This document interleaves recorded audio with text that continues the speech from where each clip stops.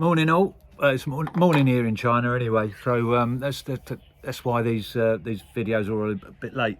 Night after the Newcastle home defeat, I got up 3:30 to watch that. The wife thinks I'm crazy. I'm not complaining about that, by the way.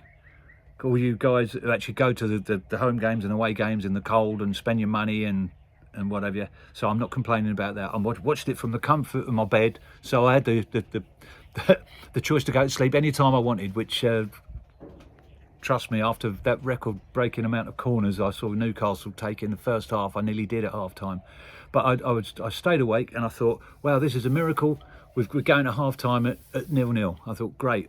I was ready to sling my feet out of bed and go to the toilet for a quick slash, and then they scored. I thought, oh, I didn't even say it out loud because the missus is asleep. I said, even in my head, I can't have happy thoughts without it going pear-shaped. I thought, yeah, half-time, 0-0, that we'll do the usual, turn it around. Anyway, Thomas Frank, of course, they're all screaming for him to get the old tin tack. I'm still not, because I still can't think of any manager we could get in with what we've got at the moment, with what we had out there yesterday, do any better. Right, okay. I don't get why he didn't have Sousa at left back. If he's not ready, if he's a youngster that's not ready, why buy him? We didn't need that type of player. We've got a bus full of those players, you know? So if he wasn't ready, why buy him? He should have been on the left and then Spence on the right. Now, saying that, Archie Gray had a great game, but mostly, you know, when he was almost in right wing position. Now, Bissouma playing, I got that also, because if he hadn't played him and he'd put JP, people would say we've been too cautious. It's only Newcastle, you know. They're having a bad run. We should attack them. So, but that didn't work. He was dreadful. Now I'm going to get into some interesting points because I defended Romero, you know, for his rash decisions. I don't know if it's just the way he plays, and I don't agree with it all. But you don't want to take that out of him, do you? Not all of it, but some of the decisions players made. My most critical one, and I think he's one of our most improved players, but Xavi. I might have to watch it again, because to me, when he took that dive and got booked for it, he'd had the player beaten, and it was on the halfway line. He'd knocked the ball past the player, and then took the dive. There was an empty field ahead of him.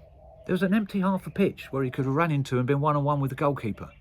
But he took a dive and got booked for it. I'm going to have to play that back. I might be wrong, but I even thought, well, maybe he did it because he thought it was the last player and he might get him sent off. I don't know. But even so, it's the wrong decision. Sarr took an embarrassing dive in the penalty area. Now, if he'd stayed on his feet or battled for the ball or something, he might have got something. He might have got a corner, might have been able to have a shot, might have got a pass in. He might have even got a penalty. Worst off, he'd have lost the ball, but instead he took a dive and got a book. So there's 2 players booked for diving. You know, 2 players booked for diving. Gallagher for the... God, when we did get a goal, I thought, happy days, here we're on it. We're on it now. We're on it. And okay, Newcastle had an attack. It was going to happen, but we broke away. Gallagher looked as though he'd been playing in a World Cup tournament and it was one of the last games. His legs went. He nearly nosedived in the turf and did this awful pass and gave the ball away on the halfway line. And of course they went on to score. Yeah, we could have defended it better. We could have defended it better from there. But when that happens, you're all pushing out, aren't you? And then all of a sudden, so yeah, I'm not going to crucify him too much. But why did he look so knackered? And he was taken off shortly after that because his recovery run in defence was he just looked shattered. And Solanke. Now, before I did this video, I checked a few of the other YouTube, not just the Tottenham ones, but nobody mentioned Solanke. He was injured. He was even limping at stages, and in the second half, I've mentioned this in the short I did as well. he only kicked the ball twice or maybe 3 times, but one of them was to kick a second ball that had come onto the pitch out of play. It was crocked. So why not bring on a youngster and just stick him up front and just do what Harry Redknapp said once: go on there and run around a bit. Just be a nuisance. You know, just it doesn't even matter if you get booked. You're not going to be playing again all season. You know, but Solanke, why hamper all that rehab he's just been through?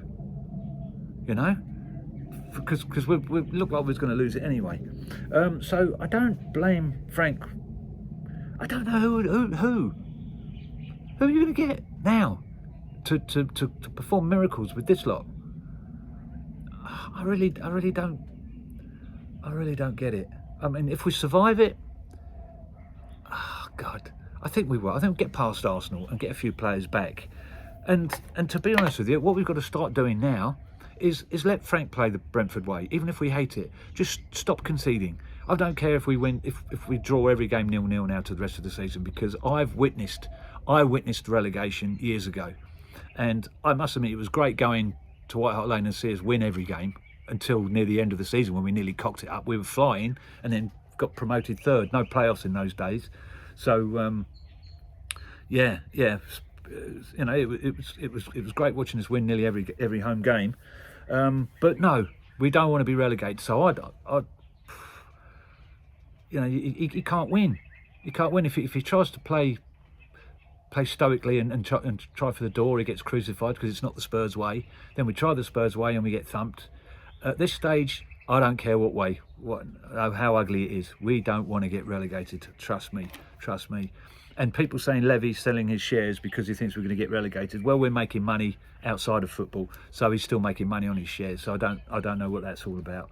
I don't really care, to tell you the truth.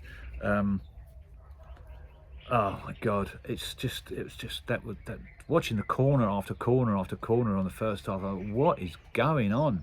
And obviously Frank has told Radu to play the long diagonal ball. He ain't no Toby Alderweireld. Remember that guy? The passes he used to do, diagonal balls. Even Vertonghen could do it, but he found players. He found players. He was just kicking them out the play. After 3 or 4 times, I'd have pulled that tactic. If I was Frank, I'd have said, Radu, forget it. Give it to the nearest player. You can't pass a freaking ball. So, yeah. And as I said, that was my first attempt at this channel the other day, and I said it wasn't going to be a come on here and criticise individual players, but who was I kidding? You can't watch a game like this and not pick out individual faults.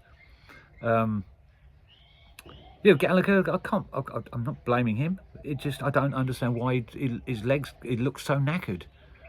You know, he looked absolutely exhausted. And he's supposed to be the one with the engine. That's what we bought him for. Yeah, so not much else to say really. It's 12 days to the next one.